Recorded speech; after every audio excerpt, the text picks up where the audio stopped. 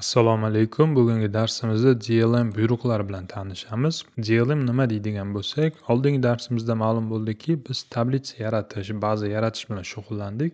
Bugungi darsimizda o'sha yaratgan bazamizga, tablitsamizga, ya'ni jadvallarimizga ma'lumot kiritish bilan shug'ullanamiz.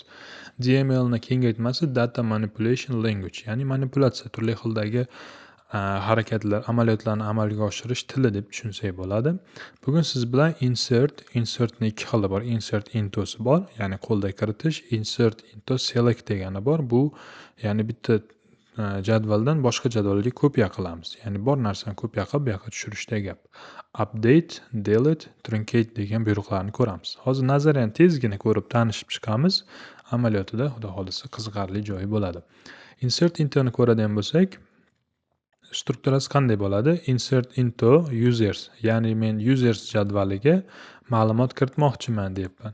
Userda ikkita holat bor. Umuman o'zi ma'lumot kiritishda bittasida qayerga nima kiritayotganingizni aytishingiz kerak. Ya'ni aytaylik, biz tabletsamizda 5 ta ustun bo'ladigan bo'lsa, hammasiga birdaniga ma'lumot kiritmoqchi bo'lsangiz, mana bunday name, age, city deb yozish shart emas. Ketma-ketlikda yozasiz. Yo'q, faqatgina ma'lum bir ustunlarga ma'lumot yozaman desangiz, name yozasiz, name'ga mos bo'lishi kerak.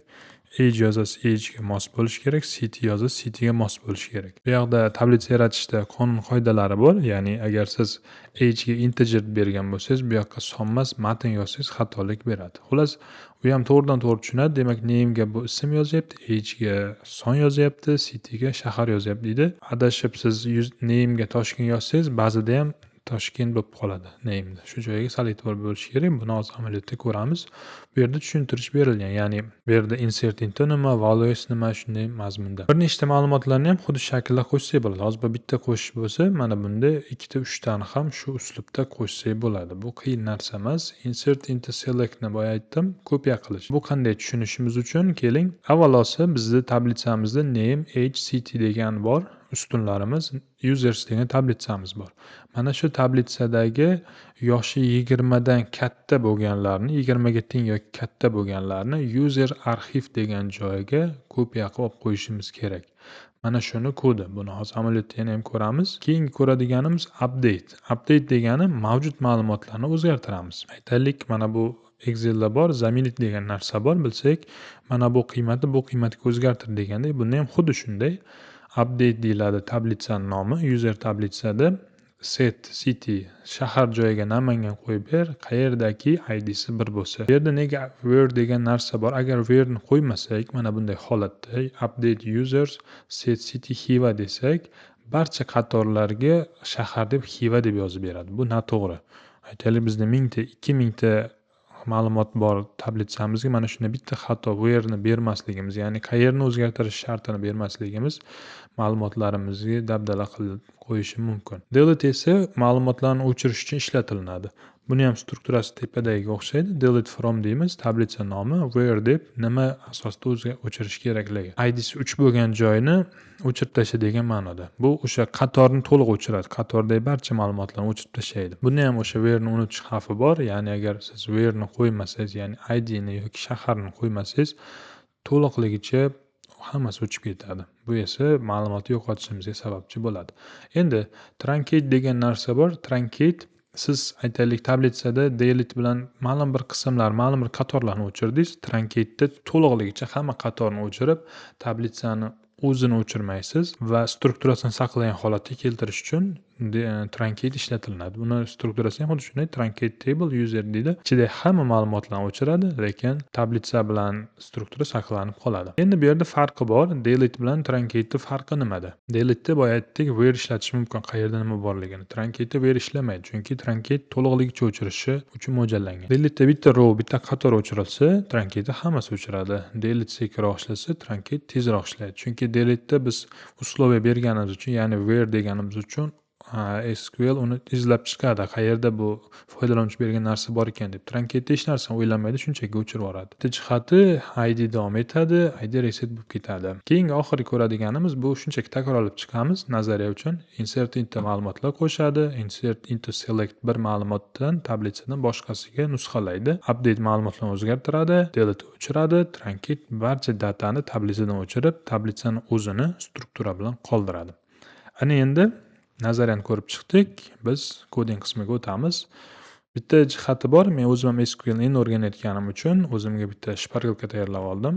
Mana shu shpargalka asosida imkon qadar mana shu DMLni to'liqligicha tushuntirishga harakat qilaman. Demak, boshladik. Har doimgidek bitta baza yaratamiz. O'zi bu bazani har doim yaratish shart emas, chunki men o'zim o'qiyotganimda MyDatabase degan struktura bilan ishlayapman. Faqat bizda darslarimiz kash bo'lib ketmasligi uchun har safar shug'ullanayotganingizda qaytarib olish oson bo'lishi uchun bittadan baza yaratyapman. Mana shuni hammasini execute qilamiz. Tayyor. Endi ishimizni birinchi bo'lib biz tayyor ma'lumotlarni kiritib olishdan boshlaymiz. Bizda bitta tablitsa yaratib olamiz. Customers degan. Buni oldingi darsda ham qilganmiz. Customers yaratamiz va biz oldin mana qo'lda kiritgan narsamizga e'tibor bering. Keling oldin biz bir ko'raylik nima qilyapmiz. Select deymizda from customers. Esingizda bo'lsa biz oldingi darsda create qilib integer nimaligi, not null nimaligi, varchar integer nimaliklarni ko'rib chiqdik. Mayli mana primary keyga hali e'tibor bermaymiz. Mana shu asosda biz tablitsa yaratdik. E'tibor qiling, bizda ID, first name, country, score bor. Endi bunga ma'lumot joylash uchun insert into ishlatilyapti. Bu hozir buni tahlil qilmaymiz. Biz alohida qo'lda yozamiz. Shunchaki nima boshida kiritib olayotganimizni bilishimiz uchun. Bu yerda e'tibor bering, insert into customersga, ya'ni mana bu tabletsamizga IDsini yozaman deyapman, first name yozaman, country, score'ni yozaman deb holatida mana buni o'chirib tashlasak ham kodimiz ishlaydi. Chunki biz to'liqligicha mana 4 ta ustun bo'lsa 4 ta ustiga ma'lumot yozyapman deganda, lekin ustozlar tavsiya qilyaptiki, mana shunday qilib kerakli ustunni bergan ma'qul ekan. Buni keyinchalik tajribada ham ko'rib chiqamiz. Demak, mana shu ustunga quyidagi qiymatlarni yozaman deyapmanda, ID ga 1, first name ga Maria, country ga Germaniya, score ga 350 qilib beryapman. Hammasi ketilaveradi. Shunchaki buni bitta execute qilamiz va tablitsamizni bir ko'ramiz. Biz oldin ishlatgan tablitsamiz hosil bo'ldi. Ana endi keling birgalikda bir chekkadan ko'rib chiqamiz. Demak, insert into ni o'zini ko'ramiz. Insert into kod yozishda mana shu SQLda katta kichik farqi yo'q. Customers deymiz. Keling, oddiy holatda hech qanday manday ustunlarni belgilamagan holatda ma'lumot kiritib ko'ramiz. Values deymiz. Agar bitta kiritadigan bo'lsak, shunchaki mana yerdan yozib ketsak ham bo'ladi. Demak, oxirgi ID 5 bo'lgan ekan, biz 6 deymiz. Bu yerga Ali deymiz.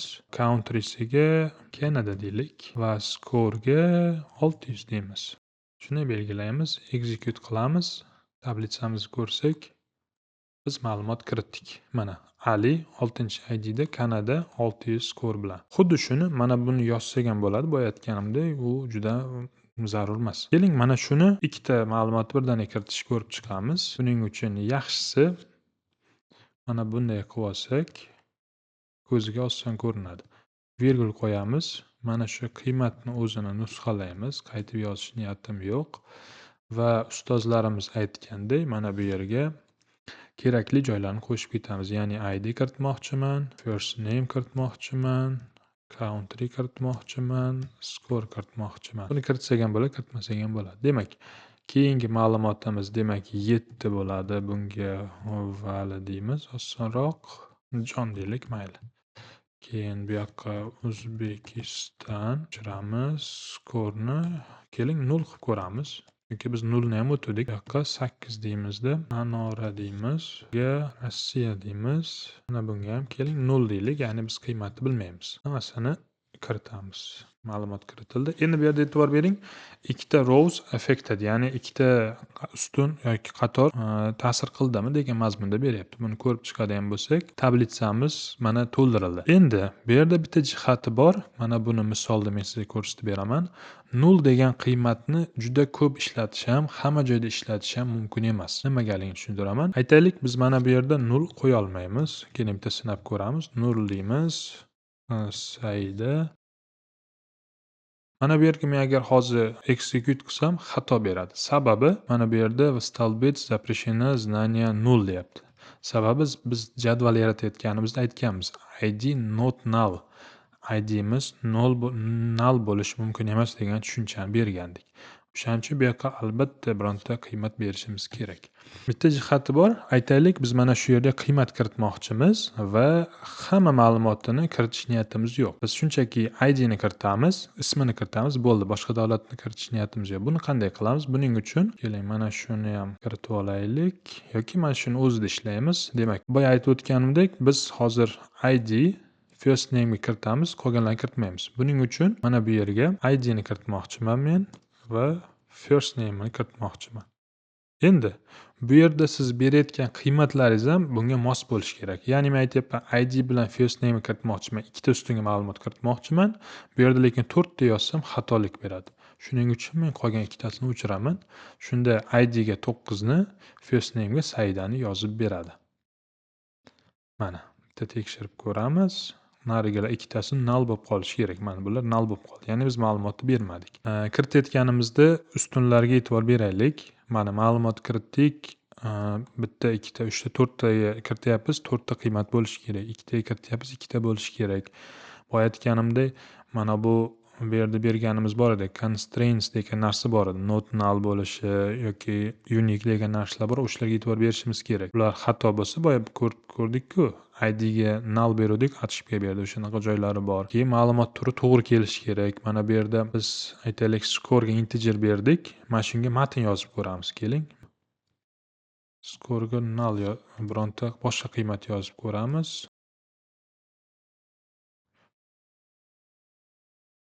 Execute qilsam xato deydi. Chunki bizda oxirgi ustunimiz, e'tibor bering, mana bu yerga bitta eslab o'tamiz. ID bor edi, first name bor edi, country bor edi, score bor edi. Score bizda integer edi. Biz unga matn bermoqchi edik, o'xshamadi. Shuning uchun bu joyga ham e'tiborli bo'lishimiz kerak va insert into bo'yicha bitta oxirgini aytib o'taman. Bizda xohlagan tartibimizda kiritishimiz mumkin. Aytaylik, men first name birinchi kiritmoqchiman, keyin ID ni kiritaman, country emas, score ni kiritaman, oxirida country ni kiritaman deylik. Mana shuni sinab ko'ramiz. Demak, first name bo'lishi kerak. Mana buni o'chiramiz. First name Said, scoreimiz 10 bo'ladi. Keyin qiymatimiz 980. Buni qilsak Kanada. Endi nima qilmoqchiligimni tushundingiz? Ya'ni biz boshqacha tartibda first name dedik, ya'ni mana strukturani tartibini o'zgartirdik. First name Said, ID 10, score bu. Mana bunga country ham deymiz, chunki country ham bor edi. Mana shuni ishlatib ko'ramiz. Qo'shildi, tekshirib ko'ramiz. Hammasi joyida. Bu yerda biz mana ularni to'g'ri berganimiz uchun, ya'ni first name mana bu ID bu deganimiz uchun bu o'zidan o'zi to'g'ri bilib bordi. Demak first name Said ekan. First name qayerda? Bu yerda. 980 o'rtaroqda bersak ham oxiriga yozib berdi. Xullas shu shaklda insert into ni ishlatamiz. Menimcha insert into bo'yicha qolmadi. Endi insertni selector, ya'ni bir jadvaldan boshqasiga nusxalash ko'rib chiqamiz. Buning uchun keling yana bitta mana bunday tablitsa yaratib olamiz. Xo'p, bunday qilib ko'rish davomida ham sizga oson bo'ladi. Bunda nima qilyapmiz? Xuddi o'shanaqa jadval yaratyapman. Ya'ni persons degan IDlari bir xil, first name, country, score hammasi bor. Mana shuni yaratdim. Bitta ko'ramiz. Ikkita jadvalni ishga tushiraman. Birinchi jadvalimiz bo'm-bo'sh, ikkinchi jadvalimizda ma'lumotlar bor. Endi biz ikkinchi jadvalimizdagi ma'lumotlarni birinchiga ko'chirmoqchimiz. Xohlasak hammasini, xohlasak bir qismini. Buning uchun nima qilamiz? Mana bu kod bilan boshlaymiz ishimizni. Demak, select bunga tushiramiz va yozamiz. Qaysi ustunlarni olmoqchiman men? Xo'p, bizda qarang, strukturasi ikkalasi bir xil. ID ikkalasida ham bor, first name ikkalasida ham bor, country ikkalasida ham bor, score hammasida bor. O'shaning uchun ma'lum qismini olaman deylik. Bas IDlar bilan first name'lar ko'chsin. ID keyin first name'lar ko'chsin. Xo'p, bu yerda yozdik, hammasini yozdik. Endi bu yerga aytaman men IDsini ol buni ham va first name'sini ol. Ishga tushiramiz, ishlashi kerak. Bu narsa nimaga kerak? Aytaylik, bizni tablitsamizda birinchisida ID emas edi. Bu yerda ID emas, boshqacha edi. Keling, buni yana bitta qilib ko'raylik. Odamlar deb ko'ramizda, ID emasdi. Odam ID bo'lsin, ismi bo'lsin, davlati bo'lsin, qiymat deb qo'yamiz oddiy. Mana. Biz hozir bunda oddiy joyini ko'rdik, murakkabrog'ini ko'rib chiqamiz. Endi bizda persons degan qolmadi. Odamlar qoldi. Ikkalasini ishga tushirib ko'ramiz. Tasavvur qiling, struktura bir xil: odam ID, ism, davlat, qiymat qoldi. Endi xuddi shuni kopiya qilishni ko'rib chiqamiz. Mana bu joylar qanday o'zgarishini yana ham yaxshi tushunib olasiz. Ketdik. Select deymiz. Bizga birinchi bo'lib o'sha qayerdan ma'lumot olmoqchimiz shu kerak. Customers'dan olamiz. Mana shunday ma'lumotlarni kopiya qilmoqchimiz. Buni tashlaymiz. Buni o'chirib, bitta tashlaymizda qaysi ma'lumotlarni olamiz? Customers'dan ID'sini olamiz. Keyin first name'ni olamiz. Bu ketdi. Tepaga yozamiz. Qarang. Bizda odamlarda ID yo'q, odam ID bor. Mana bu IDga odam ID to'g'ri tushishi kerak. Keyin first name degan narsa yo'q, ism bor. Ismi degani bor. Bu ikkalasi tushishi kerak. Mana shuni o'zini nusxalaymiz. Jadvalimiz tayyor. Bir tekshirib ko'ramiz. Select from odamlar. Mana. Demak, bizda odamlar ID tayyor, ismlar tayyor. Davlat bilan qiymatni mana bu yerda olmaganimiz uchun mana kodimizda null qo'yib berdi. Shu orqali biz select intoni kopiya qilishni o'rgandik bir jadvaldan boshqasiga. Buni hali amaliyotda bo'ladi. Amaliyotda yana ham yaxshi o'rganib olishingiz uchun ko'proq mashq beriling. Hammasini bajarishingiz tavsiya etiladi.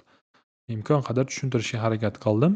Endi keyingi ko'radiganimiz update ni ko'ramiz.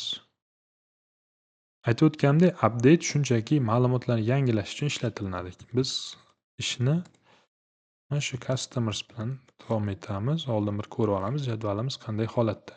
10 ta ustun shuncha ma'lumotlar bor.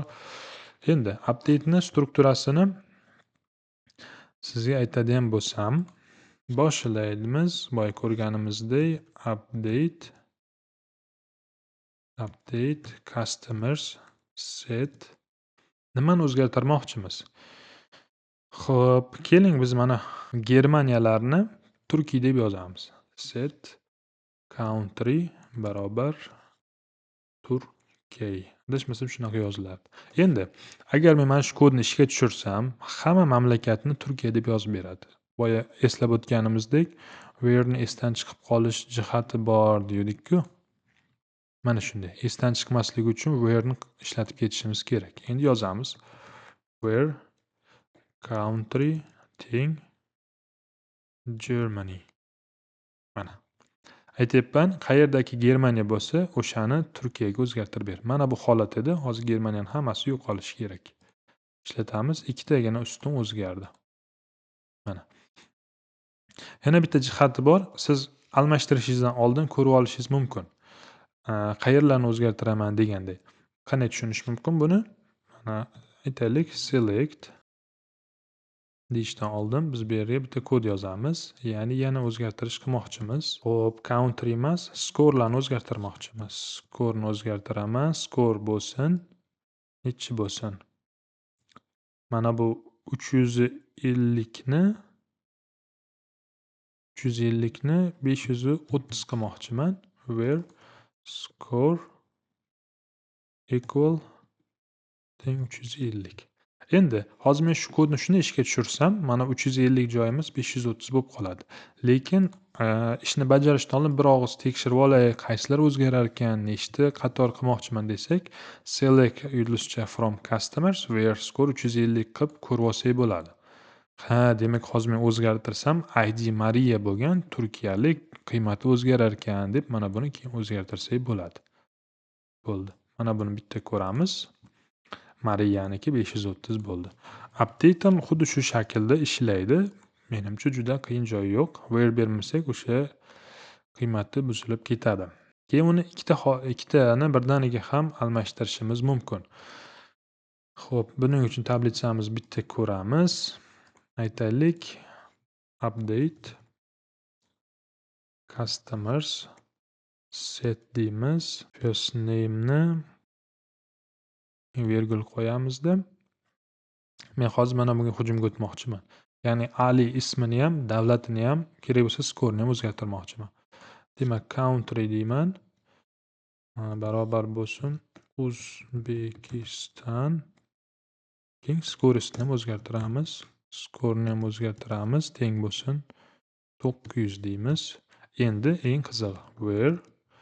Xo'sh, biz ID bilan ishlaymiz, chunki Unix shu ekan. ID teng 6. Boyagidek qilib ko'rsak bo'ladi.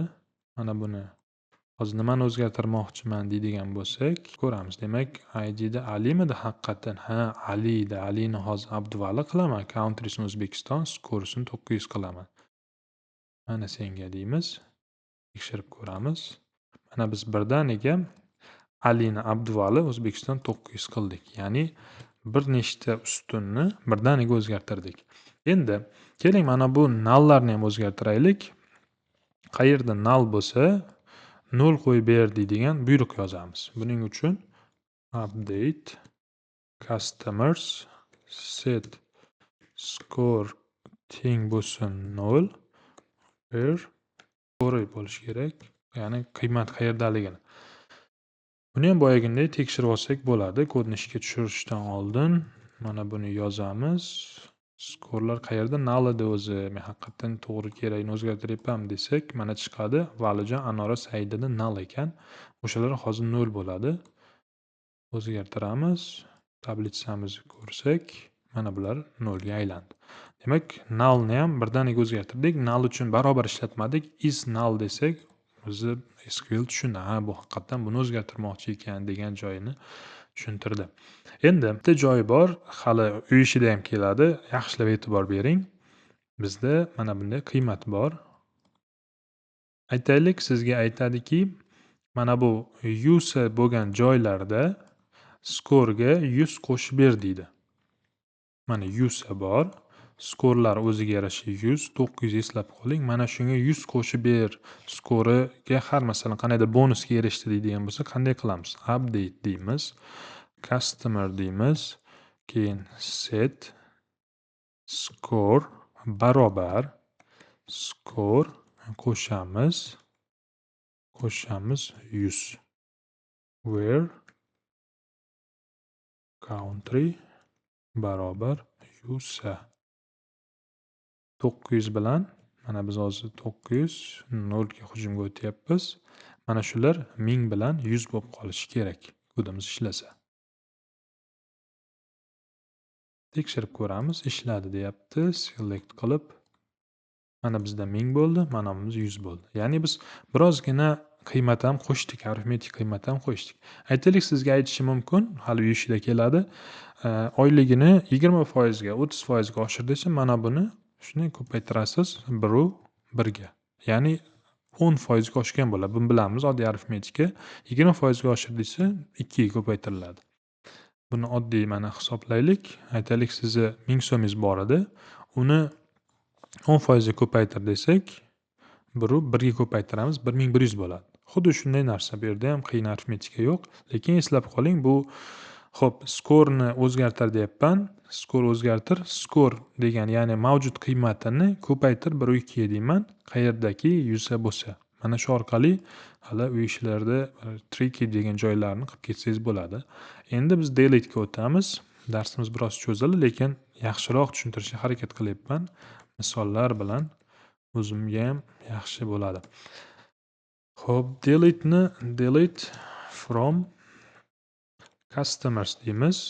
Bu ham xuddi shunday boyaginday where bilan ishlanadi.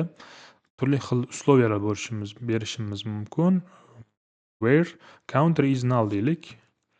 Where country is null. Ya'ni mamlakati noma'lum bo'lgan saytdan o'chirib yuboramiz. Execute qilamiz, ketdi. Bunda ham xuddi shu narsa where muhim va biror bir ma'lumotni o'chirib olishdan oldin tekshirishingiz mumkin. Keling, yana birontasini o'chiramiz. Xo'p, score deymiz. Kichkina bo'lsa, 400 deylik. Kodni ishga tushirishdan oldin bir tekshiramiz. Shunaqalar bormi? Men to'g'ri o'chiryapmanmi? Customers deymiz. Where score 400. Mana shu kodni ishga tushiramiz. F5 bosish kerak edi. F5. Demak, bizda 3 ta bor ekan. Skori 400 dan kichkina bo'lgan. Mana shuni shunchaki ishga tushiraman. Demak, xato emas, o'zgartirsam bo'ladi. O'chirib yubordi. Tekshirib ko'ramiz. Tartiblar buzildi o'zi. ID 1, 2, 3, 4, 5 yo'q, 6, 7, 8, 9 lar yo'q. O'zgarishlar bo'lyapti. Endi delete bo'yicha nimani o'chirish oldidan ko'rish va oxirgi ko'radiganimiz truncate. Qarang, biz ma'lumotlarni bittalab o'chirdik. Endi to'liq o'chirib yubormoqchiman. Bo'ldi, ma'lumotlar kerak emas desak, bittalab o'chirmaymizda. Truncate degan janobni chaqiramiz. Truncate table customers. Truncate table customers. Xo'p. Undan oldin tabletchamizni oxirgi marta ko'rib olamiz. Select from customers. Pastdagi yozuv chiqadi. Endi truncate table qilamiz. Xayr, barcha ma'lumotlar mana bo'm-bo'shlikcha qoldi. Xo'p, bugungi mavzuda aytmoqchi bo'lganim shular. Ancha-muncha kod yozdik. Buni hammasini tashlab beraman. Uy ishini ham tashlayman. Uy ishida ham mana shunday qilib bitta narsani qayta qilinadi, lekin bu narsa kerak. Masalan, hozir men o'zim ham bitta ikkita narsalarni miyamda ko'proq o'rnashib qoldi. Qayta yozganim uchun bu ko'proq yozish kerak. Boya oldingi darslarda ham aytganman, ustozimiz aytgandek, 100% vaqt bo'ladigan bo'lsa, 20% video darsga, 80% mana shunday koding ishlatishimiz kerak. Kodni ko'proq yozishimiz kerak. Hozircha aytmoqchi bo'lganim shular. Topshiriqlarni albatta bajaring. Topshiriq tekshirishni o'sha aytgandek sun'iy intellektga berib, mana shuni tekshirib ber. Qayerda xato qilyapman, qayerda ortiqcha narsa yozyapman, tavsiyalar ber desangiz, sizga yaxshi bir tavsiyalar beradi. Agar uy ishlarini bajarishda yoki umuman o'zi SQLni o'rganishda savollaringiz bo'lsa, albatta videolarimiz ostida izohlarimiz bor. Izohlarga yozib qoldiring. Birgalikda dars qilaman desangiz, Telegramdagi kanalimizga a'zo bo'lib qo'ying. Xudo xolasa, o'quvchilarimiz ko'payib, mana shu o'tgan darslarimizga yetib olganlar bilan bir o'tirib, kechki payt onlayn chat qilib, mana shunday koding qilamiz. Turli xildagi challenge'larni sun'iy intellektlardan olib birgalikda ishlaymiz. Xudo xolasa SQLni yaxshi o'rganishni reja qilganmiz. Darslarimizni o'tkazib olmaslik uchun Telegram, YouTube kanallarimizga a'zo bo'ling. E'tiboringiz uchun tashakkur. Keyingi darslarda ko'rishguncha.